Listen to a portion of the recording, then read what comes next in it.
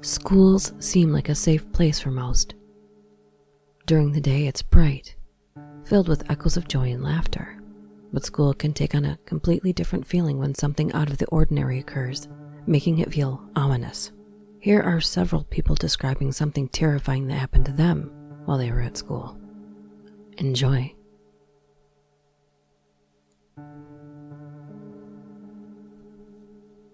My pregnant sister-in-law works with a child who is mentally ill. He doesn't take his medication on some days, and he will often draw pictures of killing things with blood everywhere. Sometimes he'll tell the teachers, "This is you," and there's blood everywhere. The other day she was helping him and he was frustrated. So he stabbed her with a pencil. And then right after that, he went to hit her stomach. She deflected the hit and said, "You can't hit, especially my stomach. Do you know why?" And the child says, "Yeah, because you have a baby in there. I hope it dies." This child is in 1st grade.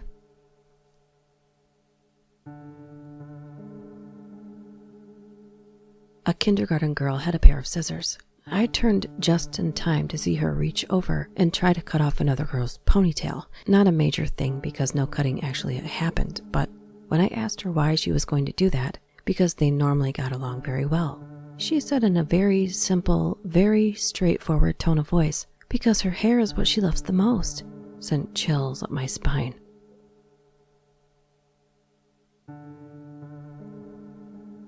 I'm not a teacher myself, but my best friend works as a teaching assistant in a small primary school. She used to tell me about a little boy who would constantly give death stares to teachers and would generally refuse to interact with other children. My friend absolutely loves kids, but when she admitted that she had never seen a child look so angry all of the time, like he hated the world, even though he was so young, he would face the wall during class sometimes and repeatedly bash his head against the wall until staff intervened. He started biting a lot of the children and was told off for doing so in the dining hall one day. He then jabbed the lunch lady in the arm with his fork so hard that it drew blood. In my friend's classroom, they had a small incubator with little chicks. The children would help look after them and watch as they grew. At one point, he was left unattended and managed to unalive one of the poor little chicks. I don't know whatever happened to this child because my friend got a job at another school, but that story has always stuck in my mind.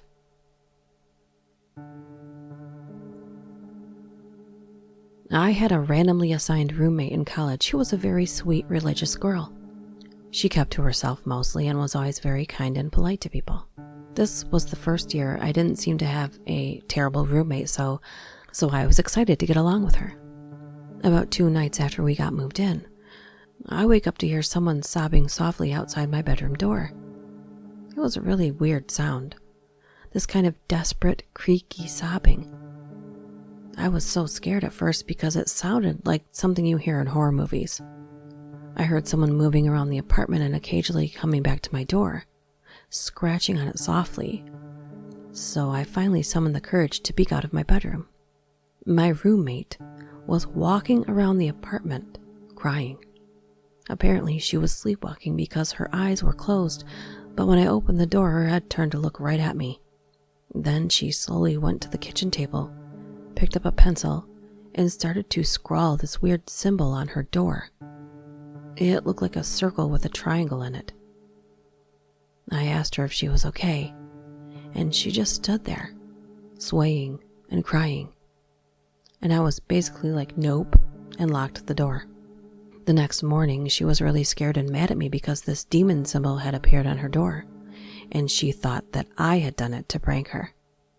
She didn't believe me when I told her that she was the one that did it, but accepted my denials that I did it, and we dropped it. Several times throughout the year, I'd wake up in the middle of the night to her in the kitchen, talking to herself. Every time she would come and scratch softly on my door, and every morning there would be another symbol on her door. She was convinced that I was doing this to her. I considered filming her, but honestly I was really scared of opening the door because I watched too many scary movies about demons. Then one time, we were in our separate dorm rooms when there was an enormous bang from her bathroom. There was obviously no one else in there, so we were both really freaked out, but we decided to investigate. We looked everywhere. Nothing had fallen down. There were no windows or other doors in the bathroom other than one leading into our living room. We pulled back the shower curtain, and there was a huge arc of blood on the wall. She went pale but had no explanation for this. Later that night, while I was studying in total silence, she rushed into my room and demanded to know what I had said. I asked her what she was talking about, and she said she was in the bathroom and heard me talking to her, like I was whispering something through the wall. After that, whenever she was gone for the weekend, I always heard weird noises coming from the other side of the dorm suite in the middle of the night. She moved out at the end of the year, and that was that, but I've always wondered what was going on.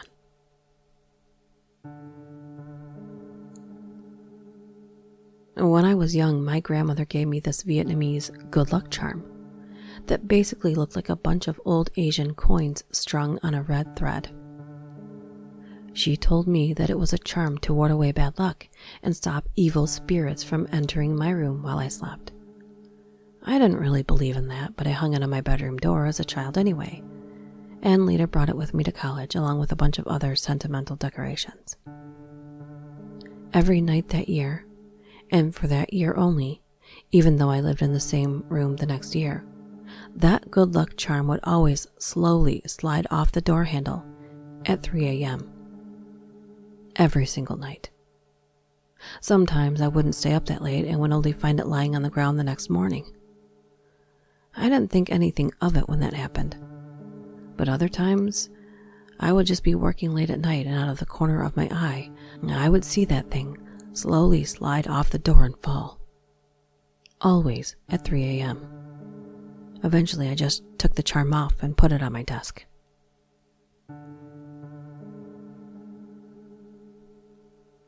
I'm going to preface this by saying I went to boarding school for 6 years.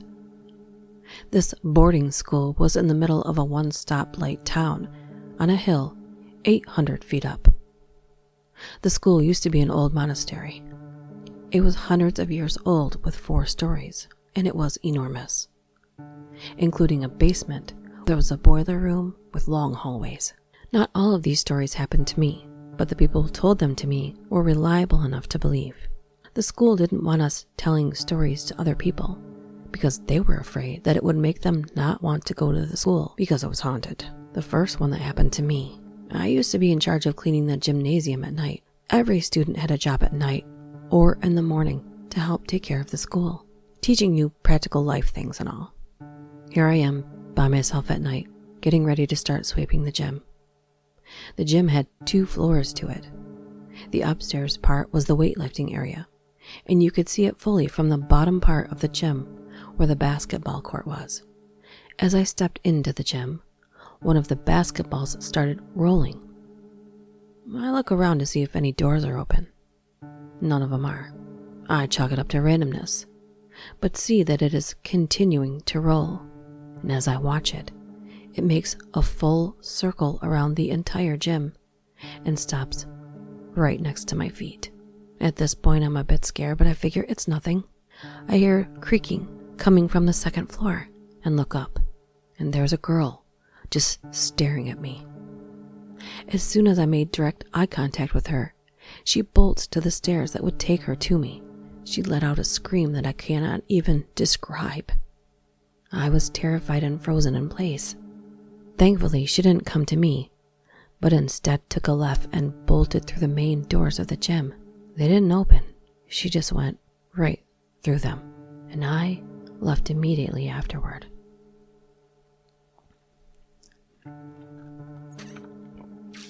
There was a kid a couple years older than me in elementary school named Joey. Joey had a glass eye due to the fact that he had ran with scissors. Yes, this kid actually was running with scissors, tripped, fell, and poked his eyeball out. Sometimes Joey would take his fake eyeball out and put it in his mouth without letting anyone notice, and then walk up to you and open his mouth to reveal the eyeball on his tongue. That's just funny.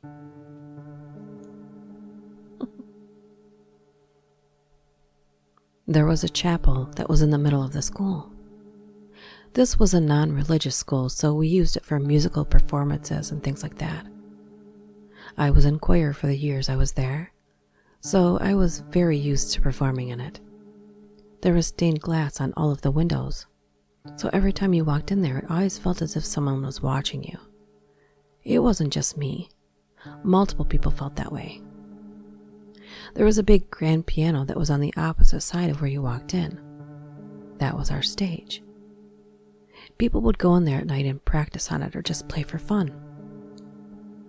Most people would just go in there and only turn on the stage lights and leave the rest off while they were practicing.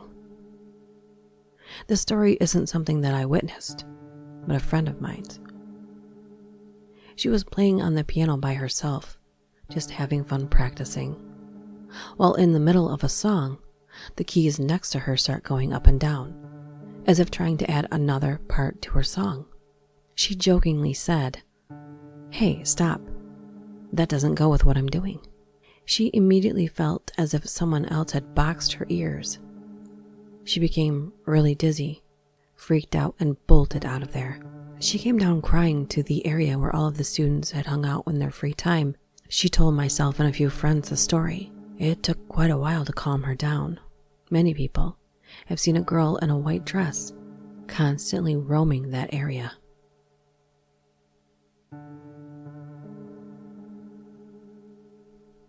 I used to work for my dad, who was partially self-employed doing regular maintenance and floor refinishing for a child care program called Head Start. The one center was in an old school, which was built not too long after the turn of the century, and it served as a church functions building in addition to housing Head Start and other child care. We always did floors over the summer. Anyone who has stripped and waxed floors knows that when you're putting the coating back on, it's quiet and relaxing. We were the only people in the building since it was a midsummer weekend, and yet it felt off, even before you entered, like someone was watching from the second floor window. So here we are, making slow progress across this enormous room, when we hear a sound upstairs and stop. It sounded like someone was skipping across the room and back a few times and then stopped again. So we finished the layer and went upstairs. Nobody was up there, so we closed the doors, went downstairs, and started the other room. Once again, the sound started, but this time I sprinted up the stairs. The sound stopped before I reached the hall, but all of the doors were open at various angles. We didn't hear that sound anymore that summer, but my dad asked the child care advisor from the other end of the building if they heard weird noises. She said no, but that one day, they were sitting down for snacks and a couple kids were staring at the corner. The aide asked them what they were looking at, and one of the kids said, "Why can't that girl eat with us?" The aide looked around and said, "What girl?" The kids pointed at the corner and said, "The girl in the white dress." I haven't set foot in that building since, and I have no desire to do so. I used to think ghosts were for scary stories, but I have trouble believing that that wasn't real.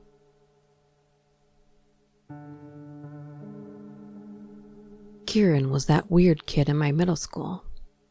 It was about the time where everyone was discovering their raging hormones, and inappropriate humor was becoming an everyday thing for us. And he took it way too far, and was forever talking about sex and wishing he could do everything that moved. He even confessed that he fantasized about sexual assault. One day, Kieran wasn't in class for 3 days in a row, so we all started to wonder what had happened to him. It turns out that he had been touching himself under a table to dirty drawings he had done, and when he got caught, was sent to the principal's office. On the way there, he saw a younger girl walking back from the bathroom and forced her to follow him into the boys' room, where he tried to assault her. Fortunately for her, an older kid was using the stall next to theirs and stopped everything by screaming for the security guys and teachers. Last I heard, Kieran's doing hard time for a long list of violent assaults.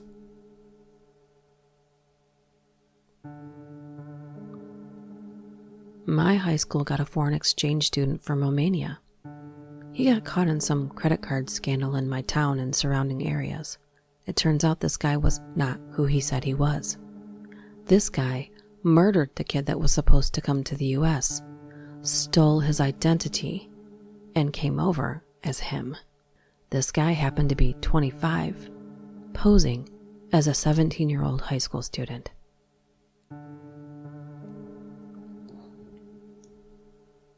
If you like these stories, you'll have to let me know in the comment section, and make sure you hit that like button. It really helps out the video.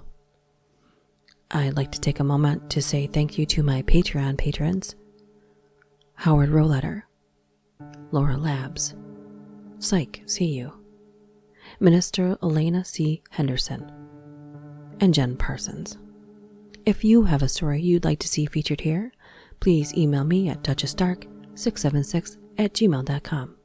Thank you so much for watching. See you next time.